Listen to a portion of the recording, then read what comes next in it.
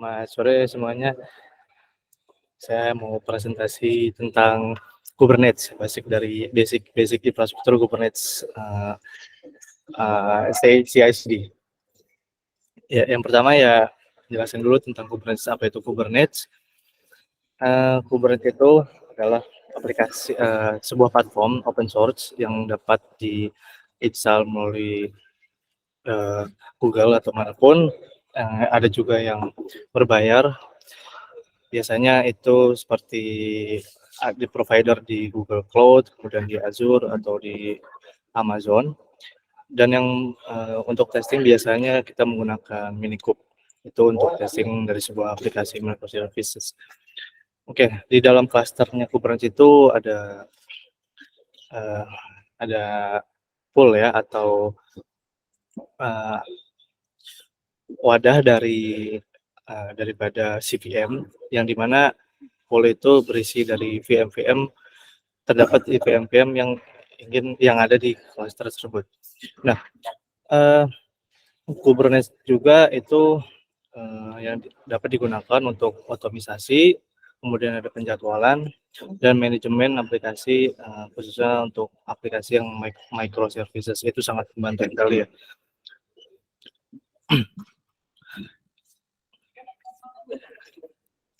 Oke. Di sini ada manfaat untuk menggunakan Kubernetes Engine ya. Saya ambil dari 3 poin yang saya catat. Di sini ada manajemen konfigurasi. Di sini ada mengelola konfigurasi aplikasi secara terpusat, memudahkan penerapan perubahan atau pembaruan. Ya, ketika kita sudah menerapkan CI/CD deployment, ini sangat membantu sekali ya ketika ada perubahan, yang dimana ketika kita push atau merge perubahan tersebut dalam repository, itu sudah automasi bakal ke deploy dan ke apply di Kubernetes. Kemudian ada pemulihan otomatis. Ya, di sini ada menghidupkan ulang atau menyalin layanan yang gagal secara otomatis untuk memastikan ketersediaan yang tinggi. Ya, jadi ketika ada service yang gagal, itu akan dicoba terus sampai memang dinyatakan bisa dihidupkan atau memang selalu gagal. Di sini nanti ada lognya. Ya, kemudian ada poin yang ketiga, itu Kubernetes Engine menyediakan platform untuk mengelola, menempatkan dan mengatur layanan mikro dengan mudah.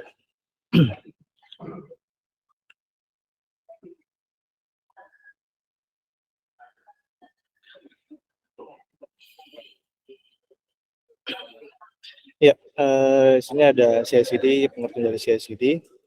Ya, CI/CD itu singkatan dari Continuous Integration dan Continuous Development. Ini praktik pengembangan perangkat lunak yang digunakan secara otomatis mengintegrasi kode yang dikeluarkan oleh tim developer secara otomatis meliputi perubahan ya yang tadi saya sebutkan. Ketika ada tim developer atau yang melakukan perubahan, jika sudah merekam CI/CD itu sangat membantu kinerja dari tim developer. Jadi mempersingkat waktu, lebih tepatnya mempersingkat waktu. Jadi tidak ribet ketika sudah melakukan CI/CD. Ya, dalam studi kasus yang nyata, di sini ada tools yang digunakan untuk melakukan CI/CD ya. Yang pertama ada Jenkins. Yang Jenkins itu open source. Kemudian ada yang GitLab CI/CD dan Coldbuild, Google Coldbuild. Ini kurang ya. Nah, yang kita gunakan saat ini itu menggunakan dua platform ya, ada Jenkins dan Google Coldbuild. Jenkins itu open source, bisa diinstal melalui Google atau manapun. Dan kemudian ada Google Coldbuild yang disediakan oleh provider Google itu sendiri. Biar ada ini custom nanti.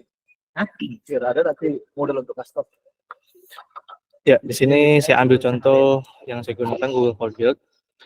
Ya, Google Coldbuild platform dari Google atau provider Google untuk melakukan continuous integration dan continuous development.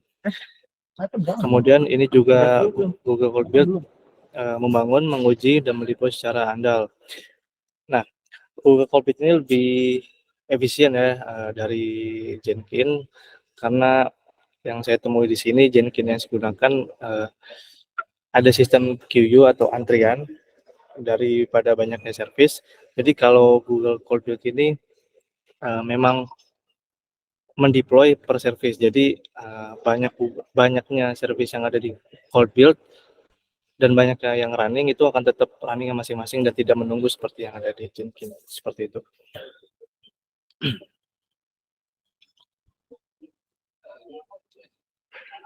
Ya, lebih cepat dan lebih efisien. Di sini ada contoh script dari CI/CD Code Build. Ya, ini per stepnya ada step 1 dan banyak ya di sini. Ada SSH, kemudian ada clone dari si repository, kemudian ini ada build environment dan image, kemudian juga ada nge-push dari si image-nya, kemudian ada di running, dan ini ngambil dari environment yang sudah dibuat ya. Terus ada deployment staging, dan kemudian juga ada image-nya ada di mana, dia ada GCR yang ada di Google Platform, kemudian ada location dan clusternya. Dan terakhir ini ada SSH untuk mengakses dari Kube-nya. Ya kan? Oke, selanjutnya di sini ada implement CI/CD dari Code Build. Ya, yang pertama sudah pasti repository yang kita taruh, kita menggunakan di mana.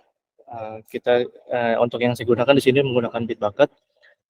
Kemudian di sini kita membuat script dari Code Build-nya itu sendiri yang slide sebelumnya seperti ini.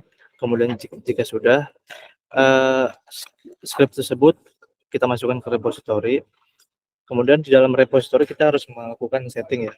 Mungkin saya ambil contoh sedikit.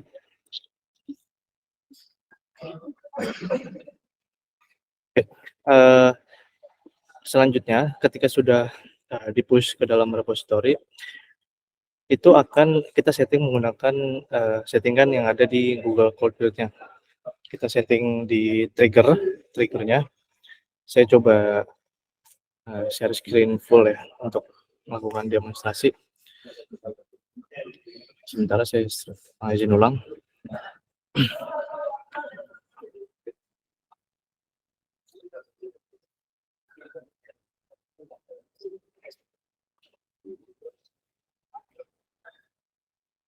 Sebentar.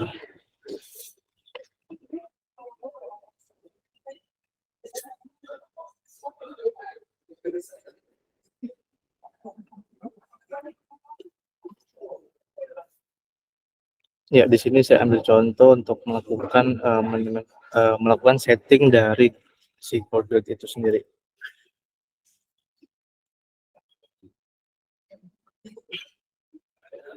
Ya.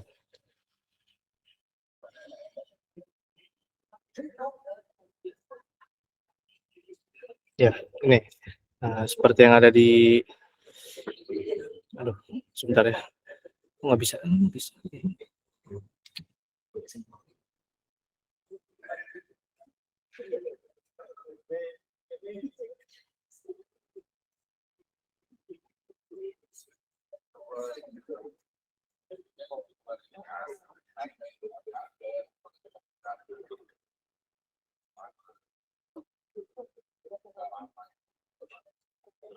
Ya, sebentar.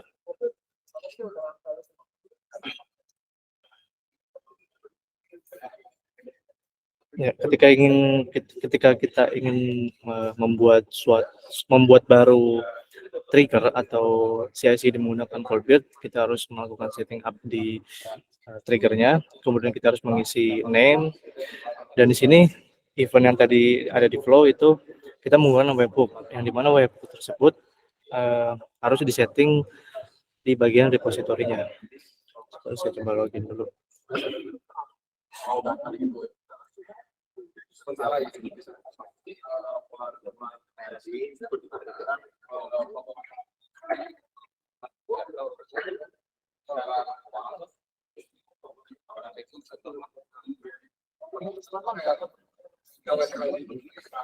settle dong.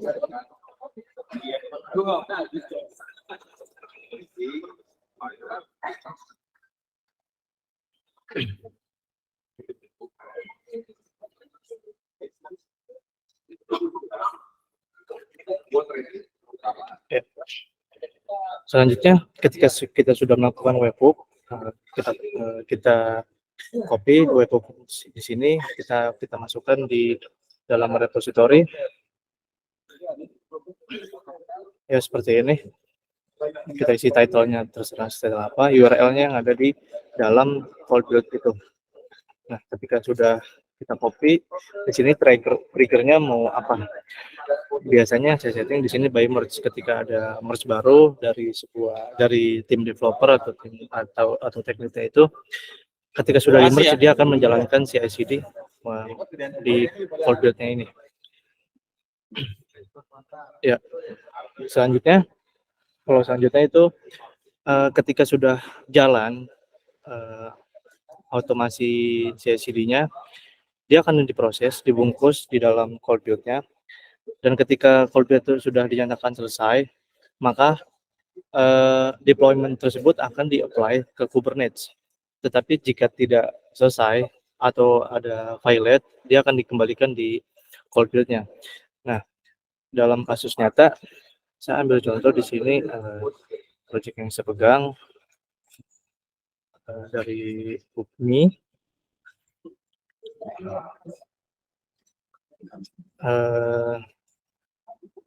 Sebentar, ini sudah semua ternyata. Nah, dari Guri Header ini. Nah, ketika dia gagal, dia akan nge-notice ya, violate. Dan di sini juga dapat dilihat di mana keterangan gagalnya. Di sini ada lognya. Di sini kita baca, di sini ada step 3, dan di sini ternyata file Docker-nya tidak ditemukan ya. Nah, di sini harus di-fix di bagian code-nya atau di repositorinya. Oke, itu jika gagal.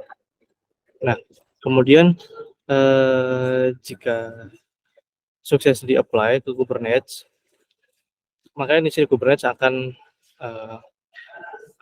bertanya apakah kontainer sudah di-build.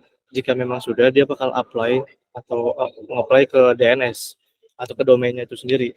Dan jika memang belum, itu dapat dilihat ya di bagian workload-nya, di workload si Kubernetes itu sendiri.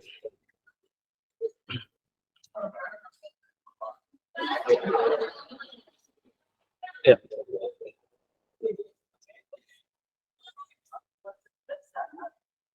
Oke.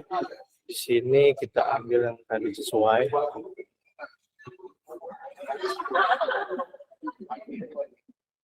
Ya, di sini ada Gurita CMS. Nah, kita lihat di sini apakah di sini terdapat tanda silang atau biasanya itu error atau sudah berhasil. Jika berhasil memang seperti ini tampilannya, tapi jika error dia bakal menunjukkan atau memiliki icon error. Di sini banyak macam ya, ketika error harus dicek dulu code-nya bisa jadi atau script yang tidak sesuai dengan deployment, dan banyak faktornya. Jadi mungkin tidak bisa diperlihatkan satu persatu, memang harus di-trace ya errornya di mana. Oke. Kemudian selanjutnya, di sini ada trace log microservice dari Kubernetes.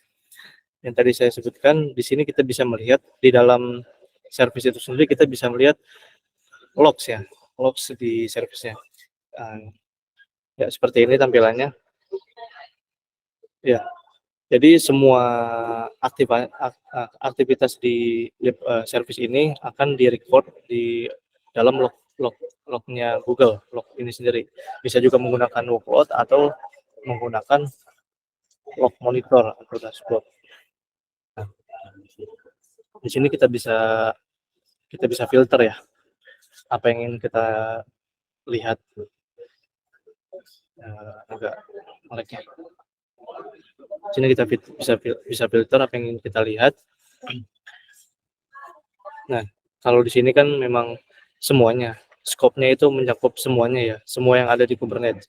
Jadi kita bisa filter, misalnya service project yang saya pegang itu ada DPLK. Coba kita ambil salah satu service yang ada di DPLK ya. Nah, berarti sini kita ambil Kubernetes container, kemudian clusternya. Karena di sini terdapat di project DPNKC ini hanya terdapat satu cluster, jadi kita pilih cluster 1. Kemudian kita ingin mengambil namespace yang mana gitu. Saya ambil yang staging, kemudian kita filter namanya di sini. Nah, saya coba contoh user ya, kita apply.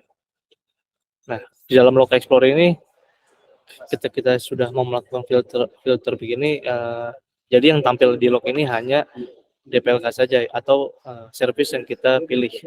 Nah, di sini juga dapat ya. Log di sini secara real time, jadi selalu up to date. Seperti itu untuk melakukan cek log. Kemudian itu aja sih dari basic infra CI/CD Kubernetes.